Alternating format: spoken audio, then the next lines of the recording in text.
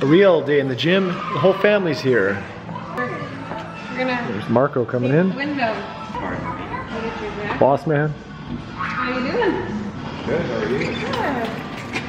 Good. Boss. So hey, what's up guys? This is 4th video log of the contest prep season. You can tell by my voice that we're not sick anymore, and we're coming down to our grand opening this Saturday, which I'm very excited about. April 21st marks 6 months since our official opening in November. If you want to come check us out, you can head over to our website for the address and all the details on what's happening. We'll have some classes, we'll have a free lift and some food as well. So check that out.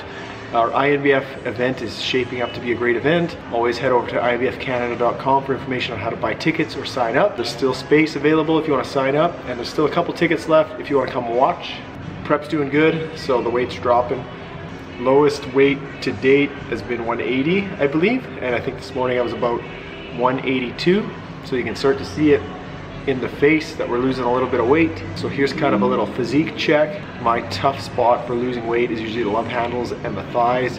Those are the last to go. So right now I'm 8 pounds above last year's stage weight, and we're about 13-ish weeks, I believe, out from the competition that we're training for. We may do one sooner if we're in shape, but we're kind of leaving it as is because life is stressful, being a new business, you know, having a pregnant wife at home, 2 little kids. So there's some flexibility there in terms of we're not going to commit to anything. We're just going to let the diet do its thing as the body comes in shape. If we're in shape and there's a show, we'll do that show. Again, we're aiming for a nice INBF or WNBF qualifier. We're going into our 11th show. So we've competed 10 times. So I said I would give you guys an example of where the macros are sitting, and the calories are on average about, I'd say about 1,500-ish calories on the low days and about 2,400 calories on the high days. I push the low days as low as I can go for as long as I can. Refeeds tend to be mostly psychological, especially most of the literature now is showing that if you're trying to reverse anything, that any hormonal changes or any adaptations from the diet that happen, you know, at a system level, like within your body, it's going to take more than a refeed day or even a refeed weekend, probably a couple weeks before you actually change any of the biology.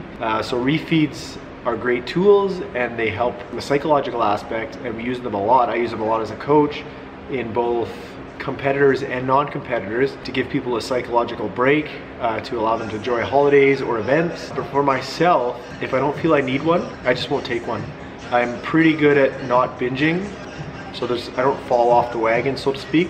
Saying that, it's been 3 weeks since we've had a refeed, and I just keep pushing forward. So the weight keeps dropping, and I don't feel like my strength is impacted at all. I'm still getting all the volume in, so I'm just gonna keep pushing.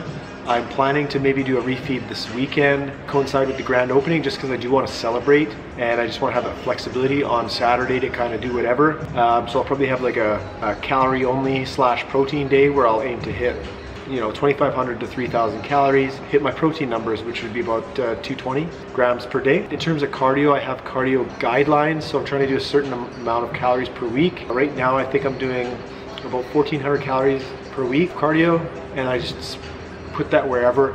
I try to keep it lower intensity because I want it to not interfere with my strength training and allow my legs to recover. So if I'm training my legs twice in a week and I'm also trying to sprint a couple times a week, I just can't recover on low calories. You end up overtraining, getting hurt. So yeah, I just keep the intensity lower on the cardio. Either walk outside, walk on the treadmill, or even go on the air bike and do like a calorie countdown where I'll program it to like 200 and just do that. But because I'm in the gym, I have the flexibility of either doing it before work, at lunch, after work, before I go home, and I just get it in. And then I keep a spreadsheet in my phone with formulas, so I just plug in how much I did each day, and then it'll cut it off my total, and then I'll put my weight in at the end of the week, and then it'll reset for the next week, and I'll just keep going. So yeah, and then workouts, I got my upper body on Monday, lower body on Tuesday, shoulders on Wednesday, chest and back on Thursday, legs on Friday, and then it seems that I've been doing an extra little bicep tricep pump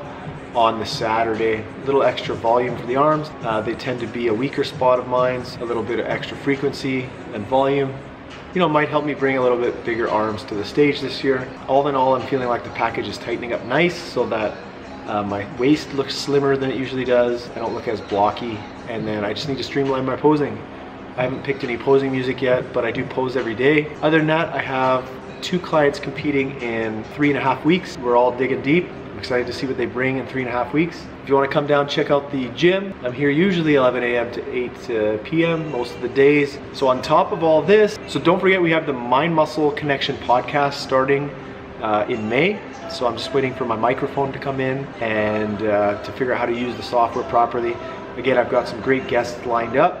We'll be talking about things like goal setting, mindset, you know, being a better coach. I have some researchers in cancer and in obesity that I'll be talking to. I'm hoping to get some good guests on about contest prep, about powerlifting, about general fitness, all that kind of stuff. If there's anyone that you know that you would like to see on the podcast, make sure you let me know in the comments below. I can reach out to them. I do know a lot of people in the fitness industry, so I can always reach out to them. And on top of that, there's a likelihood that I'm going to take over the INBF Canada YouTube, and then we'll start doing athlete highlights, statements from the president, and we'll just try to really pump more natural bodybuilding content because the sport is growing. We just need more coverage of it, and we need more easy access information for athletes thinking about either competing naturally, looking for alternatives to competing against enhanced athletes, and looking for organizations that do test. So we just want to provide free information for them. We'll be working myself, our gym, and the INBF Canada all together to do that for you guys. But if you like the video, don't forget to subscribe,